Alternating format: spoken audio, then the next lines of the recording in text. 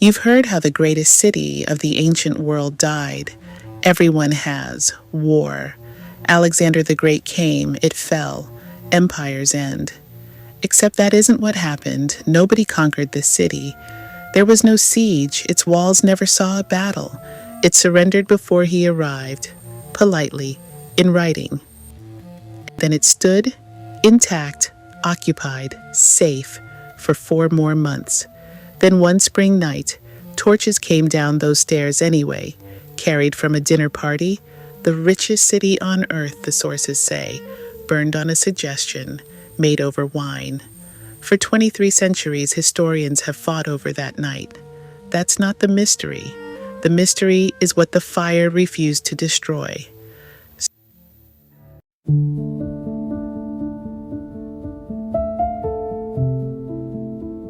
Start with what burned. In the highlands of southern Iran, around 518 years before Christ, a king named Darius began building a stage. Persepolis was never a capital the way Susa or Babylon were capitals. Nobody governed much from up there. It was where the empire went to be looked at. Column halls built to hold 10,000 guests. Stairways cut so wide and so shallow, it's said, that you could ride up them on horseback. Craftsmen brought in from every province of the largest empire the world had ever seen, including, strangely, Greek ones. And that's the first thing in this story that shouldn't be possible. The Greeks, Persia's oldest enemies, the ancient world's most obsessive writers, did not know this place existed.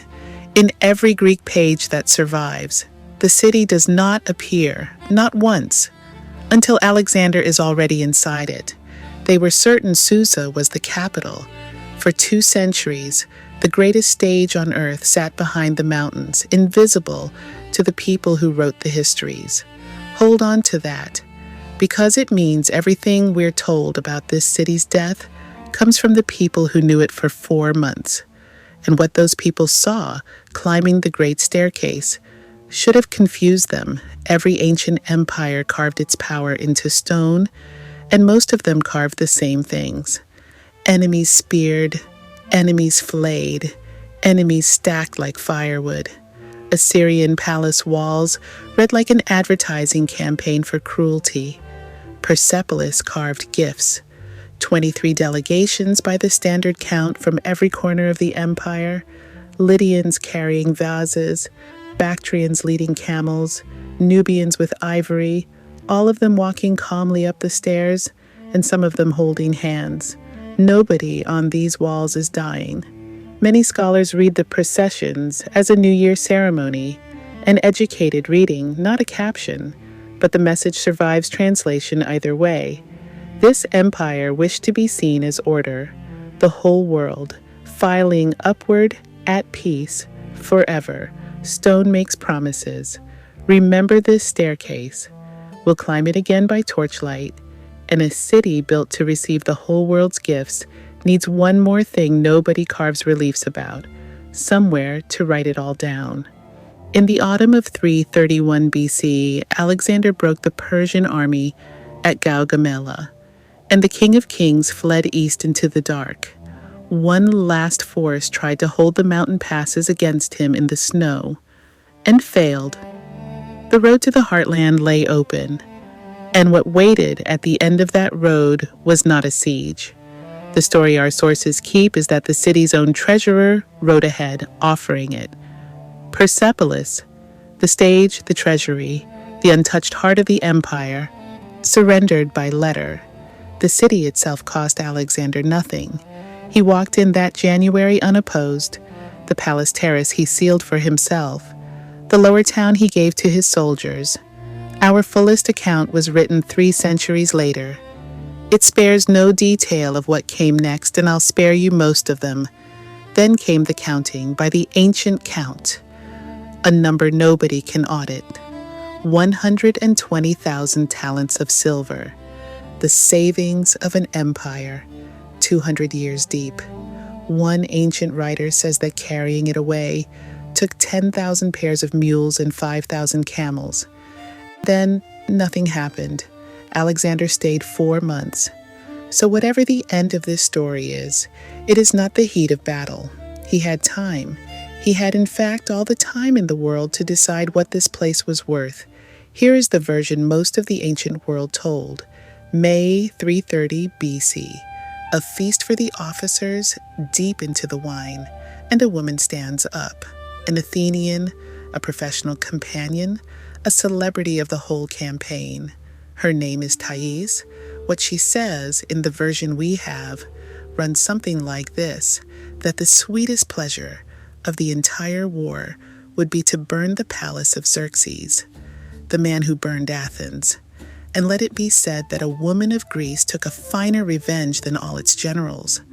Laughter, shouting, torches. A procession winds up the great staircase to flute music, past the carved gift-bearers with their vases and their camels. Alexander, they say, threw the first torch. Thais threw the second. One small problem, the men who were in the room never mention a party. Take that one of two ways. Ptolemy, Alexander's general, whose memoir underlies our soberest source, and who happened to love Thais, and later raised children with her, records a cold decision of policy. Persia burned Athens. Athens' avenger burns Persia. No wine, no woman, no flutes. So either the party was invented to make a calculated act look like madness, or the party was erased to make madness look calculated. 23 centuries on, historians are still sitting at that table. It was, by every account, quite a night. There is one witness left that can't be accused of flattering anyone. The ground. In the 1930s, excavators cut into the palace terrace and found the night itself still lying where it fell. A layer of ash, knee-deep in places, the excavators said, packed with charred cedar. The bones of the roofs. Under it, things nobody ever came back for. And the ash keeps a pattern. The worst of the burning sits in the building Xerxes built. His palace, his great hall of 100 columns, while his father's palace, a few steps away, came through lighter. Some archaeologists read that as an aimed fire. Others read wind and cedar and luck. The stone refuses to settle it, so the ground can convict nobody, not the drunk, not the woman, not the strategist. All it can tell you is what died that night, and this is where I'm supposed to lower my voice and mourn the most beautiful city of its age, gone before dawn, save the morning, because the fire, which took everything it touched, missed the one thing that matters most. For 2,300 years, everyone who told this story, Greek, Roman, modern, has asked the same question about that night. Who decided it? The drunk, the courtesan, or the strategist? Let it go. It's the wrong question, and it has no floor. We've been dropping stones down it since antiquity, and no one has heard them land. Here is the better question. What did the fire actually do? It killed the stage, the cedar roofs, the hangings, the painted color. Persepolis, the performance, was gone before sunrise. But somewhere along the fortifications, burning structures came down over a room the builders never carved a single relief about. A records room, and falling. The walls did something no empire has ever managed on purpose. They saved the paperwork. In 1933, excavators clearing the fortification wall found them. Clay tablets, tens of thousands of them, still stacked where the clerks had left them 2,500 years ago. You'll sometimes hear the fire bake them into permanence. It's a good line, and it isn't true. Most of them were never baked at all. What happened is stranger. The same night that killed the city buried its memory. The walls came down on the record room and sealed it. And when scholars finally began to read them, decades of work still unfinished, the tablets were not what anyone had hoped for. No royal boasts, no battle hymns, no secrets of the throne, rations, wages, travel allowances, grain out, beer out, sheep out, approved, sealed, filed. It is the only archive of the Persian heartland ever found. Nearly everything intimate we know about how this empire actually worked, not how it posed, how it worked, comes from under that one collapsed wall. The great kings carved their names into mountainsides so we would remember them.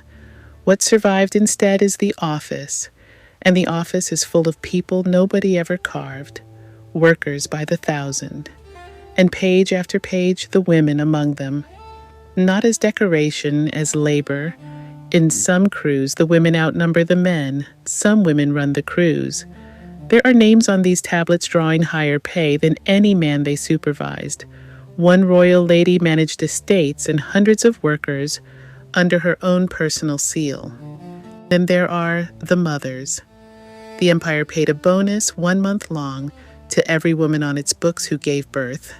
Extra grain, extra wine, recorded by the clerks in the same flat hand as the sheep. Mothers of boys received twice what mothers of girls received. There it is. The whole ancient world, its tenderness and its arithmetic, in one line of an account book. No palace wall would ever have told you that. The gift bearers on the staircase are beautiful and silent and carved exactly to order. The payroll had no reason to lie. So climb the staircase one last time, past the gift bearers into the burned hall. One ancient writer says Alexander repented before the ash was cold. Believe as much of that as you like.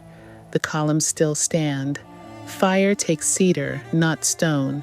And the Greeks, who never knew this city while it lived, finally gave it a name, Persepolis.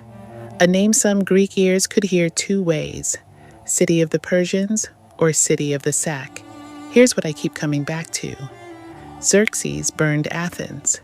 Athens remembered for 150 years, and the remembering ended in another fire.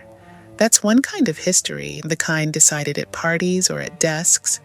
We will never know which, and it burned either way. The other kind waited under the wall. The mothers, the wages, the beer money. An empire is what it builds, says the staircase. An empire is what it pays for, says the archive. Almost always, the stage survives and the office rots, and we take the stage's word for it. Persepolis is the one night the fire got it backwards. So, everything you know about every other empire, how much of that is the staircase talking?